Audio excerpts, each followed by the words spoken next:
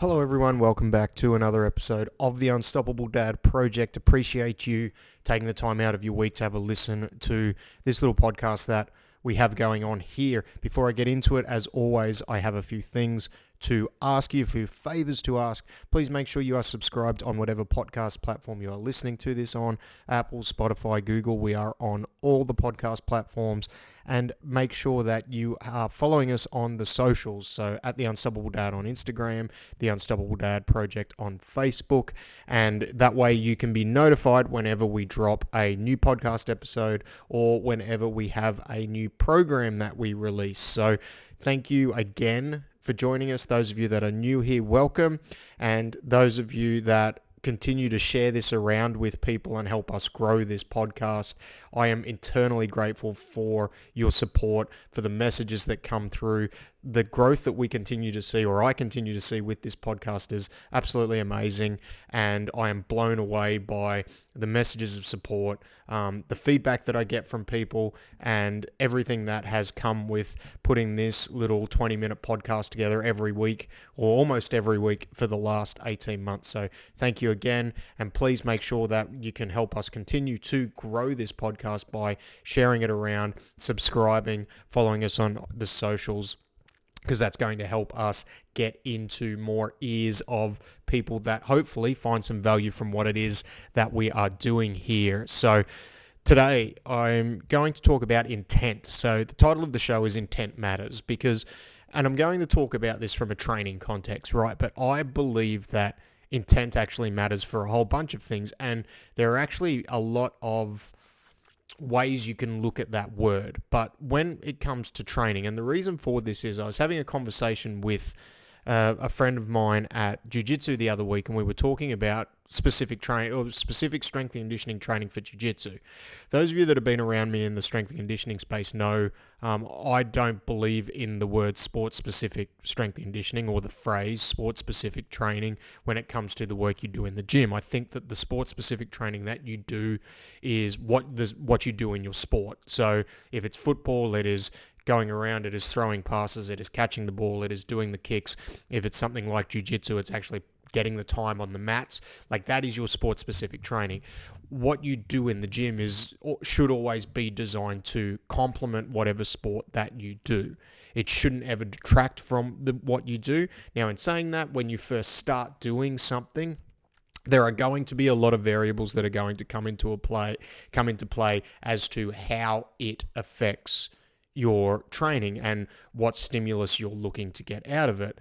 And I think the intent of the training needs to be nailed down before you get to the point where you start doing something. Because if you don't have an intent with what you are trying to get out of not just the training as a whole, but each session, and then even dialing it down to each movement, it's not that you're wasting your time, and again, there are a whole bunch of things. This is why I always preach context, right? Like, if you've listened to this for long enough, you will know, and I sound like a broken record, probably if you've listened to me or you've been around me for long enough, where context matters. Like, there's always a but, or there's always needs to be more questions asked in order to get the context around the advice that we are giving to you as an individual, giving to anybody else as a person when it comes to anything in life.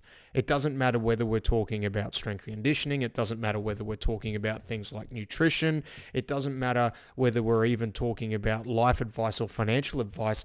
Like, there are going to be some frameworks and some structures that are going to be universal, but those frameworks and structures that we're going to give people are going to be should be context driven.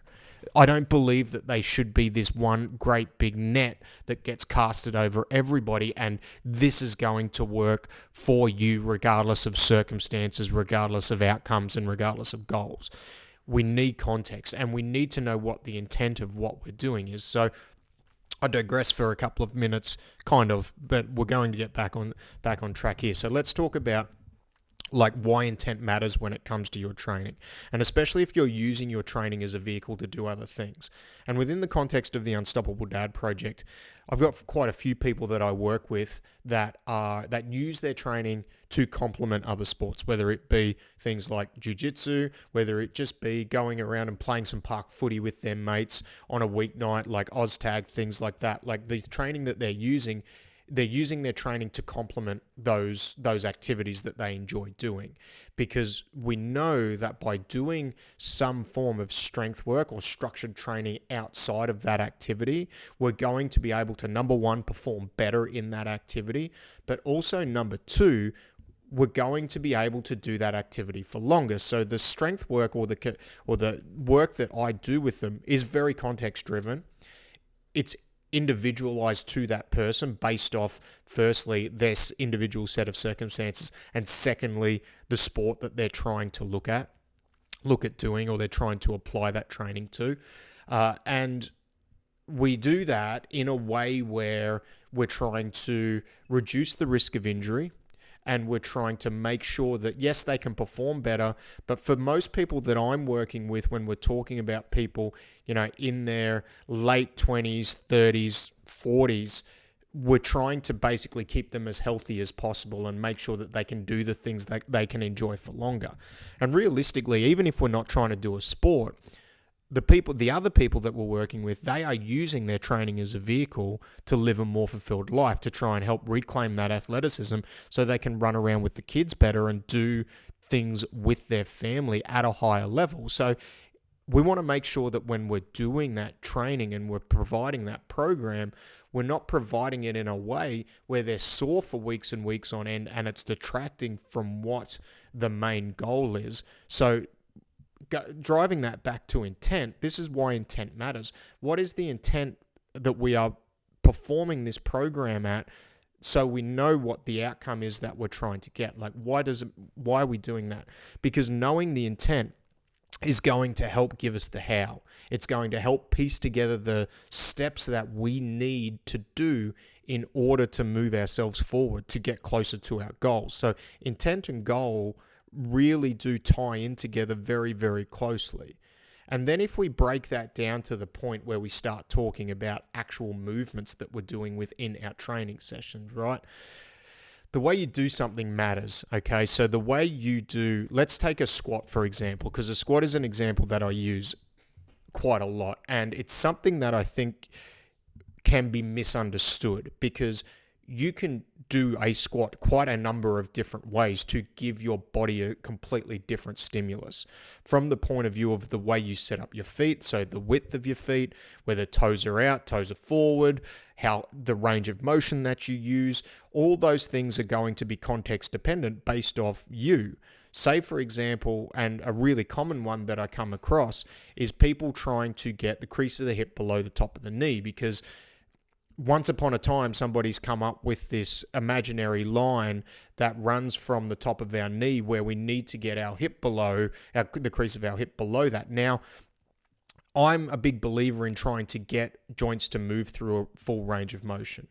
And maybe a squat is a way where some people are able to do that. And maybe that range of motion is ideal for some people. But for others, it's not.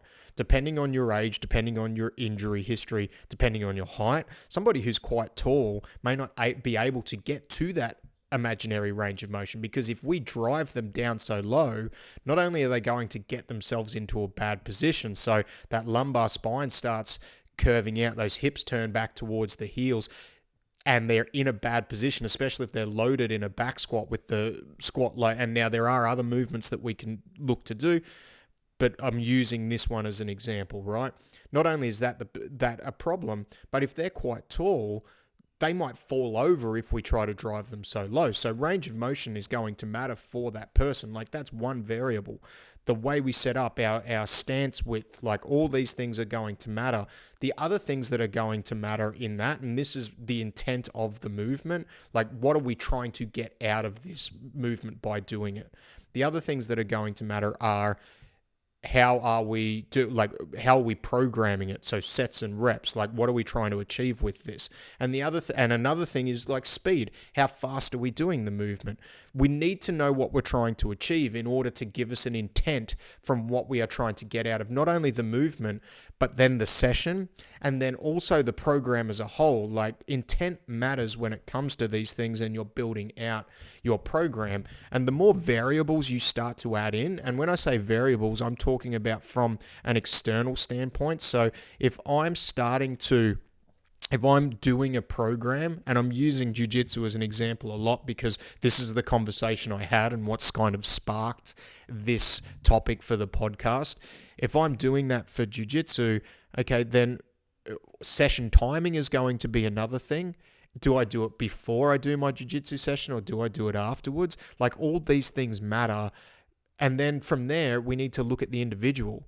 What set of circumstances are they working towards? If it is that particular example, how long have they been doing jiu-jitsu for?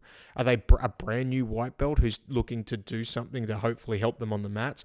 Are they somebody who's a brown belt or a black belt who has been doing it for quite a while and has a good base level of knowledge around? Like these things matter when we're giving out that advice. And this is why I am a big advocate in context-based training and context-based programs, because when it comes to a very blanket program, all these things need to be taken into consideration to give you the best bang for your buck when it comes to a training program.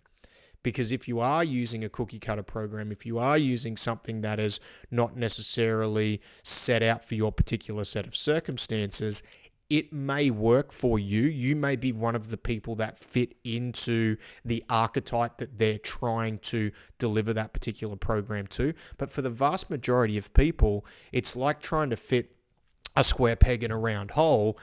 The more you do it, the more frustrated you're going to get with it, which is going to lead to other issues down the road. So intent matters when it comes to the overarching delivery of any program, when it comes to the overarching delivery of any session, but then also what are we trying to get out of the movement? I'm going to drill right down into the actual movement itself, because even the way, if you take out the sets and reps, you take out the setup, the mechanics of the movement, you take out those things, right? Let's say we've got that stuff all dialed in. Someone is delivering you a program, they've written the sets and reps, they've worked out the schedule, and they've ticked all those boxes that we've just talked about when it comes to what would be the best way to describe it, the mechanics of the structure of the whole program and the session. So that's all taken care of, right? They understand all these things. Well, then within the session itself, how we're doing the movement actually matters. Let's say, for example, if you want to get faster, and there's a whole bunch of ways we can do this, but in order to get faster, you need to move fast. So if you're doing a movement, say for a back example, a back squat, and I'm trying to use common movements all the way through, so I'm not jumping around too much, because I have a bad habit when I talk about this stuff of jumping from different ideas, and it does confuse some people. But if I want to get faster and I'm doing a back squat, I need to move that weight quickly. The only way you're going to get fast is to move fast. It's the same with sprinting. If you are trying to get faster, like you're trying to sprint faster, doing a 10-kilometer run is not going to make you fast. Doing slow grinding reps on a back squat is not going to make you fast. Okay, now we can get into an argument about, or get into a debate about, like, what's the ceiling for getting people faster? How many times a week do you need to train? Like, all these things are variables. These are mechanics. But let's say that's all taken care of. If you are training for speed, so you are training to get faster, maxing out and doing slow grinding repetitions on the movement are not going to get you to your end goal. So the intent of how you're doing the movement matters. If you want to get stronger, you have to train heavy.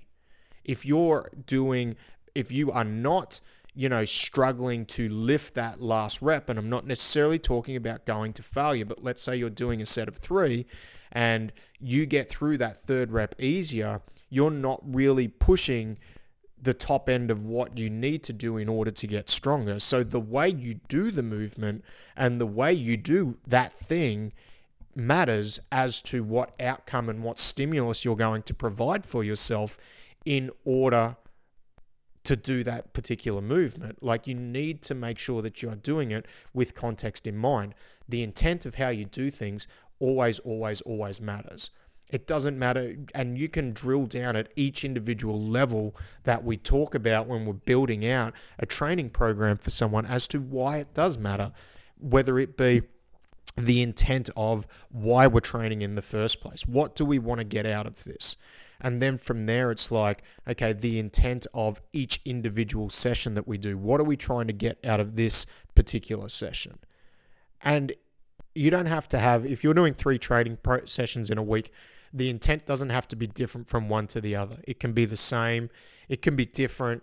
Again, context matters when it comes to this stuff. And then the intent of each movement selected.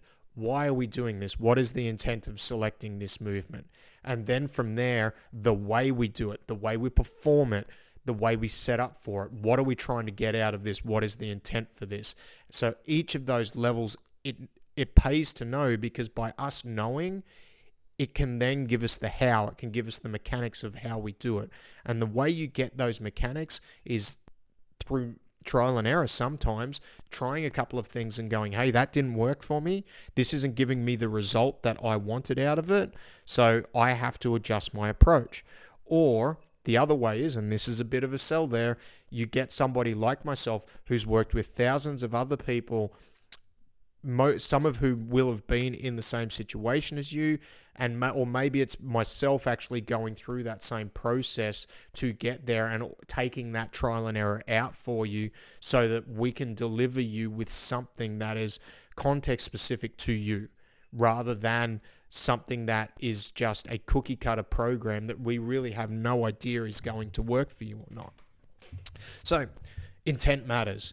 It matters how you do things. It matters why you do things. It matters when you do things. All these things are going to factor in. And the only way you are going to know whether it's right for you is to actually do it for a while or work with somebody who knows. And when I say, I don't mean they think they know, like they know that it's going to work for you. Because it's a really interesting conversation, and it's something that really is probably going to take longer than 20 minutes to really drill down on each individual level. But what I wanted to go over is just a really broad overview on why it matters and get you thinking about if this is something that you're either thinking of stepping into, or maybe you're doing it now and you're feeling like it's not a good fit. Look at it on all those levels and think to yourself, like, what am I trying to get out of this? What is the intent of doing this? And not just the overarching intent, but drilling down to each individual level. What's the intent of this session? What's the intent of this movement? Because if you get to a point where something doesn't align with the intended intent, I don't know whether that's a saying or that's a phrase. Anyway, if you move away from that, you're not necessarily wasting your time, but you're not going to get the result that you want. You need to understand the intent, because the intent will give you the how. And getting the how right will give you a quicker path to the result that you are trying to achieve. All right? Let me know what you think. Let me know if you've actually thought about that when it comes to your training, or whether that actually applies to any other aspect in your life. Because when I was thinking about this and I was putting together my notes for the podcast, I could see how this would actually matter to things outside of training. I obviously chose to speak on training because that's my area of expertise, but I can see how this can translate to a lot of other areas and a lot of other aspects of your life. All right. Thanks again for listening. Make sure you're subscribed. Make sure you followed us on the socials. Thanks as always for your support, and I will talk to you next week. Goodbye.